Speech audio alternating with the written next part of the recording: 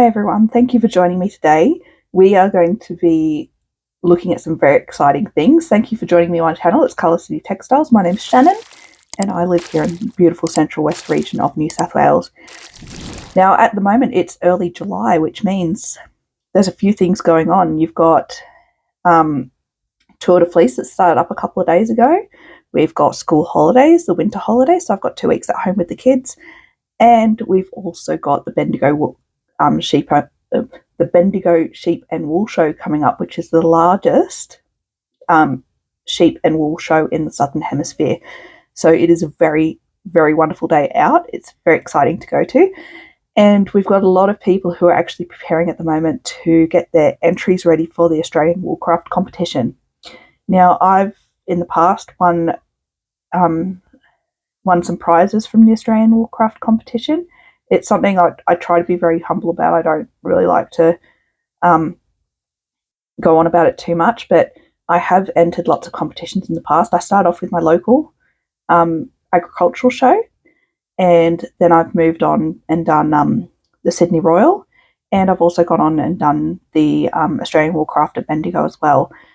The Woolcraft at Bendigo is probably my favourite of all the shows to do. It's just a lot of fun to go into, and you just get a lot of experience by doing it, and it sort of pushes you and challenges you to be the best you can. I must say though, there's other shows out there that are quite good for spinning content. I think Hawkesbury show is one of them. They're really big on having a lot of spinning competitions, and also I've heard that some of the South Coast shows of New South Wales are quite good as well. However, my all-time favourite is probably the Australian Woolcraft, and it's good for everyone. So today what we're going to do is I'm going to show you how to get a skein properly presented for a show and what really should be included for showing skeins at competition level. So if you would like to, please like and subscribe to my channel. It would help me sort of grow and create more content for you guys. If you would like to support me financially, please feel free to follow the link to buy me a coffee and to help me to continue to do this. I think it's really important for Australian spinners to get out there and start creating some of this content and not have us so dominated by overseas content. So let's get into it, guys. So before you do any spinning at all, you really should make sure that you are completely up to date with the conditions of entry for whatever show you are entering. So every single year they might change the conditions of entries ever so slightly.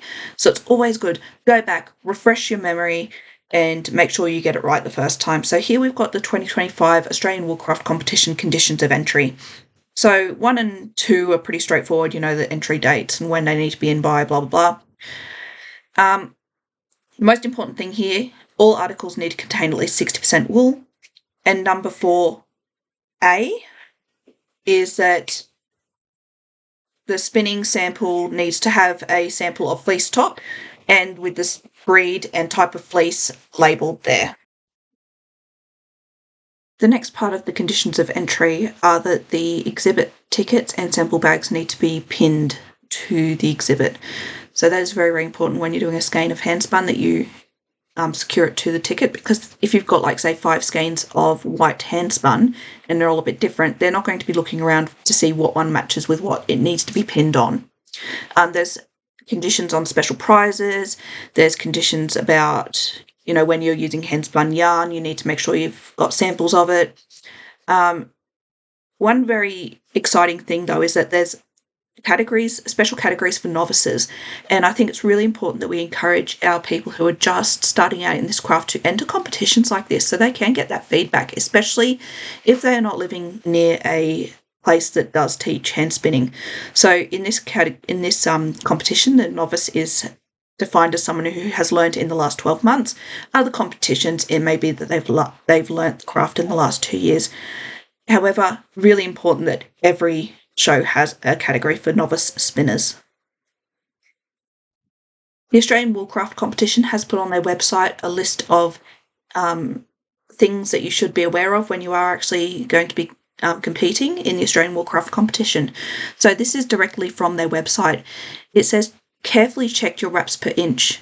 and your skein weight. So you need to make sure that they fit into the categories that you've spun for.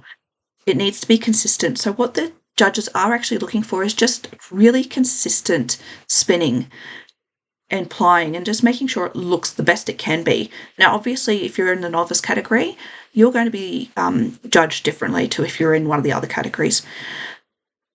You need to make sure you provide quality fleece samples. So just adding a little bit of fleece or just one little staple is probably not enough. You want like a nice, decent amount.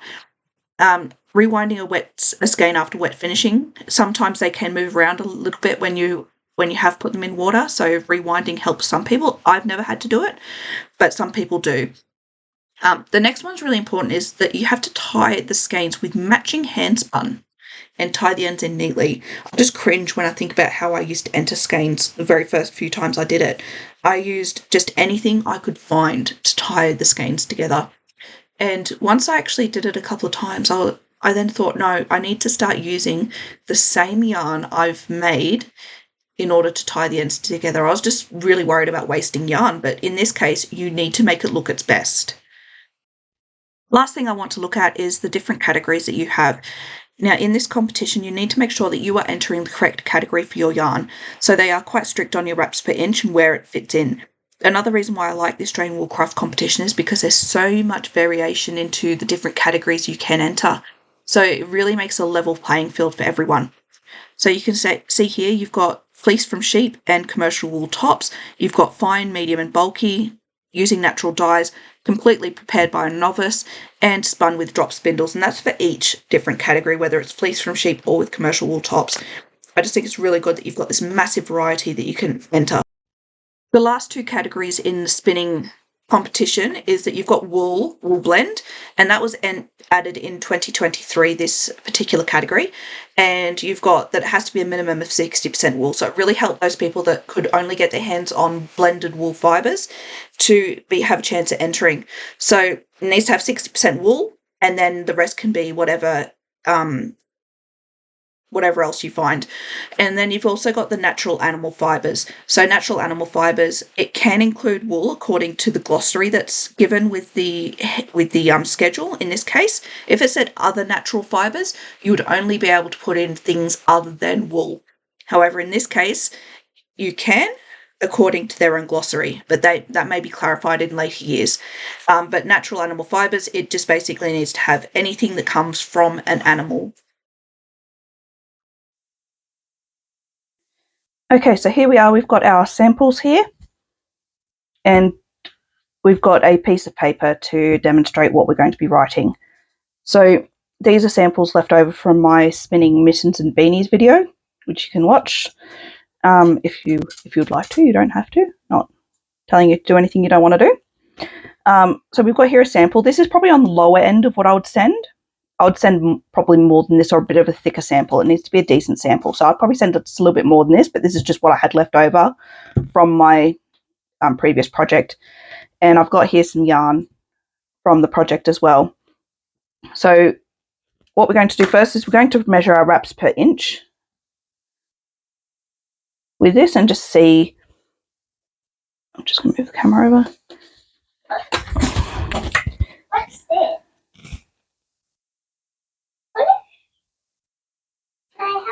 Sorry, just excuse the child in the background. So we're going to measure our wraps per inch. So I like doing this with a clear ruler. And again, you're not wanting to go too tight or too loose. So just nice. 3. So you can see here, I'm just going to move it over a little bit. 3, 4, 5, 6, 7, 8, 9, 10, 11, 12. Thank you, Celeste. 12, 13. So you can see here we've got 13 wraps per inch for this yarn. So 13 wraps per inch. So that's going to put it into category 8 or class 8 for the Bendigo Sheep and Wool Show. So first thing you're going to want to do on your piece of paper is write down what you're entering. So in this case, it's going to be class 8. And quite often they'll give you a letter to go with it to identify who you are. So, for example, this would be 8. Let's just go with M. They usually go A, B, C, but they usually wouldn't get up to M, so nobody's going to know who I am. So 8M. That is your entry. Now, the wraps per inch, because they want the wraps per inch, the wraps per inch were 13. That was very important information they wanted. Now, in this case, the source of the fibre. So I write source, and this was DHG merino tops.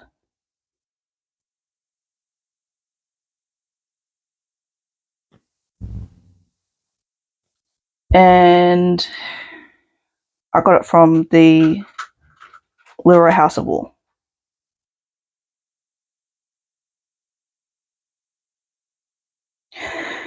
Other information that they would like. So I usually put more information than what they require because I just find that it's better to put too much than not enough. So I put drafting style, or the way I have actually spun it. So I spun this from the fold.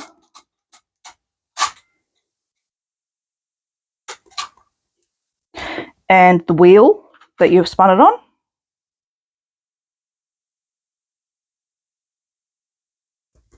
So what wheel you have used and what ratio you have used. Now, these things are not necessary, but I like to put them in anyway because it's better to have as much information as what you can provide for the judges to look at. And then the next thing that you need to make sure you put on is the intention for your yarn. So in this case, I made mittens and beanies.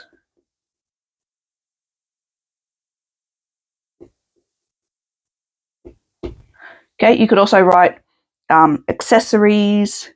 If you, for example, got a high twist fibre, you could say, I'm using it for socks because I want it to be durable.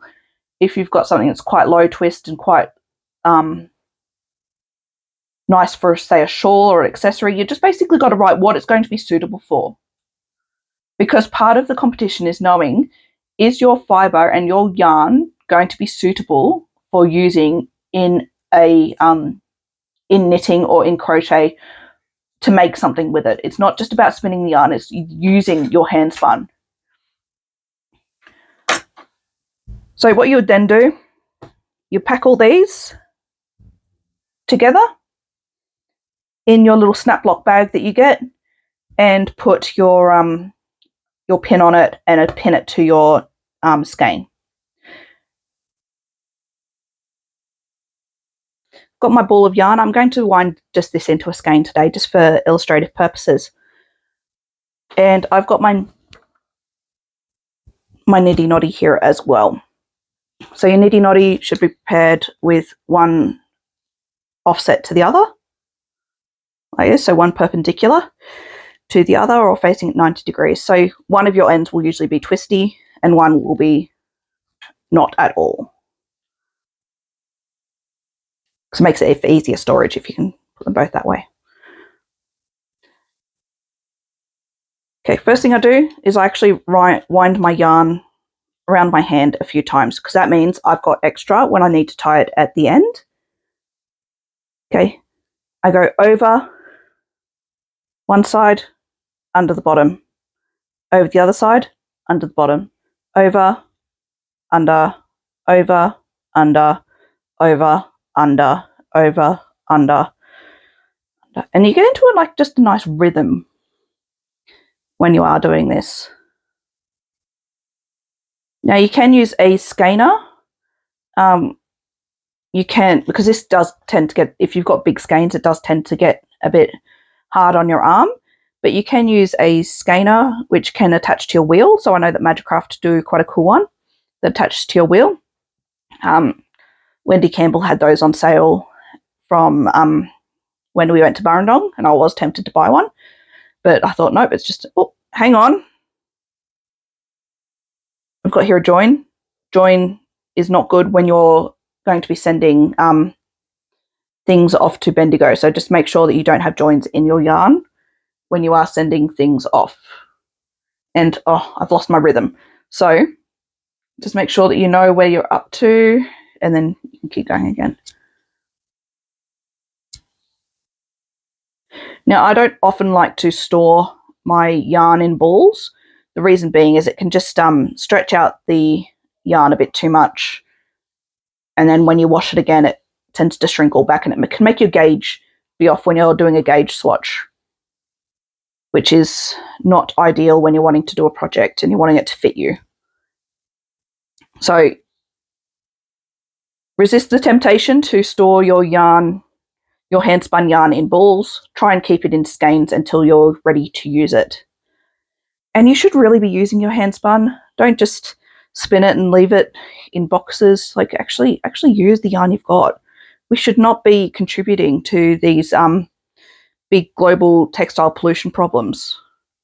You know, I've got a really big stash. I'm the first to put my hand up in a bit. I've got a big stash, but I'm trying to work through it this year. But I've become more aware of just how wasteful society can be with fast fashion, and you know, anything that we can do to combat that is ideal. And you know, the last thing I want is for my daughters to having to deal with, you know, this huge amount of fibre and fleece that I've got left over when I go. So you can see here, I've got this much left over. Now, it doesn't actually match up to where the end of my yarn is, which is here. The end of my yarn has started over on this one here.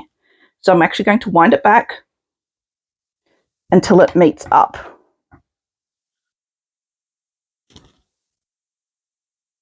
So they're both meeting up here together.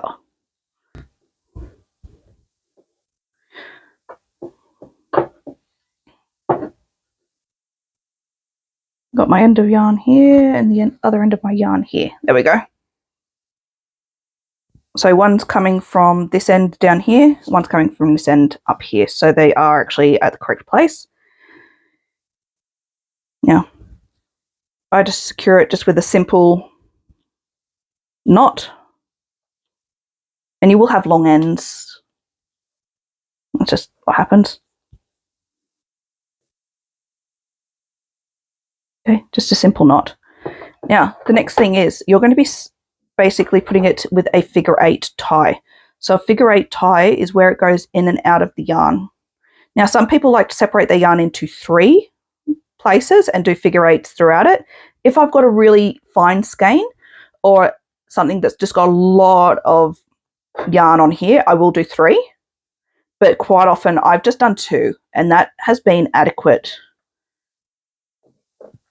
So you split your yarn, or your skein, sorry, in 2. You take one end of your yarn,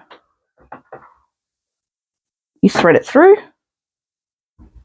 and you take your other end of yarn and you pull it up. So it will actually make a figure 8. So you can see here the figure 8. And then I just take, you don't want this too tight or too loose, this next part.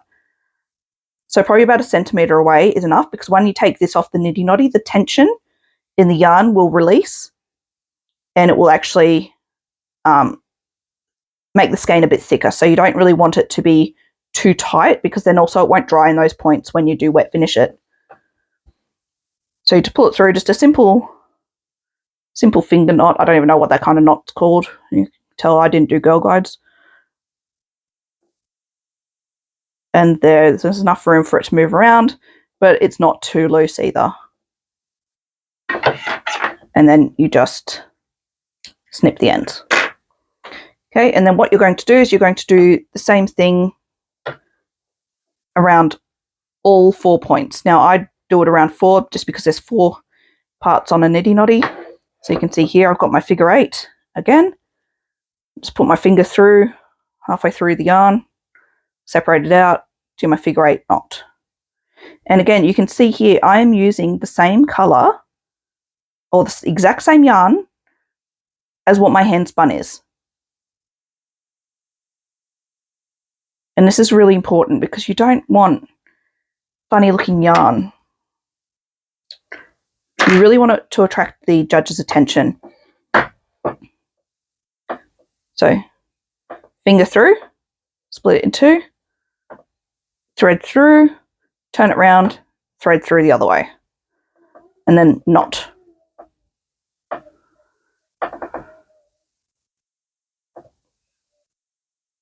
Now, a skein should also be tied end to end. So that's what I did initially, where I matched the ends up together. I know some people will end their skein here and then just do a figure eight knot, and their skein over there and do a figure eight knot. Now, if you do that, your skein can actually, these ties can move up and down, and it can make your skein look really unkempt. So you want to make sure that you're tying your skein end to begin with, to make sure that it just stays really neat, really secure, really tidy.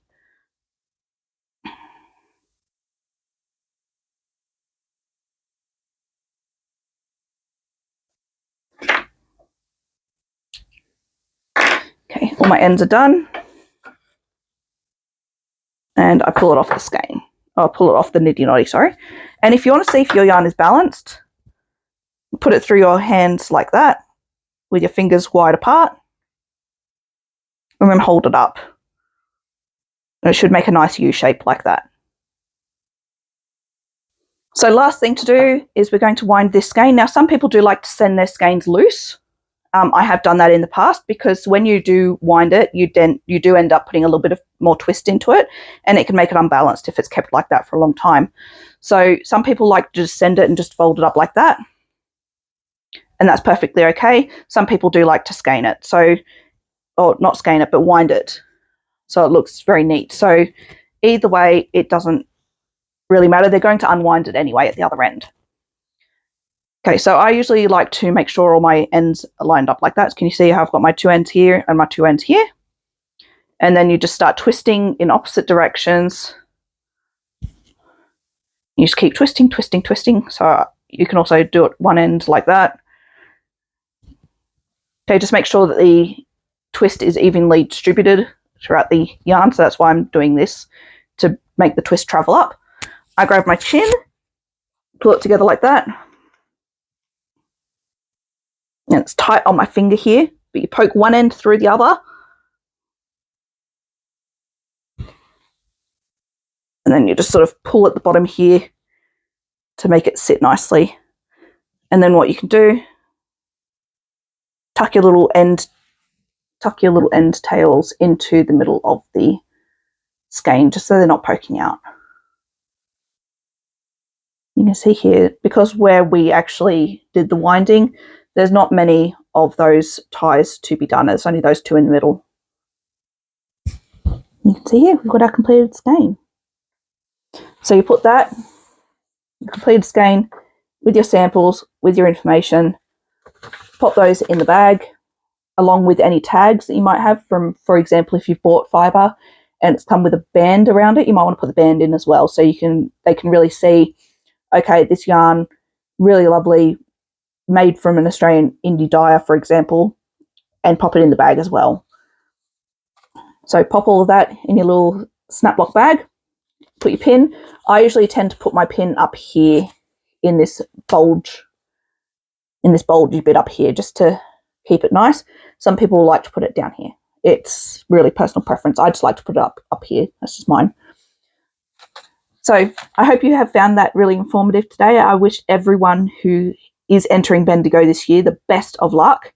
I really hope that I will see a lot of you down there when I do travel down there to go and visit the Bendigo Sheep and Wool Show. And stay tuned for some more videos coming in the next couple of weeks.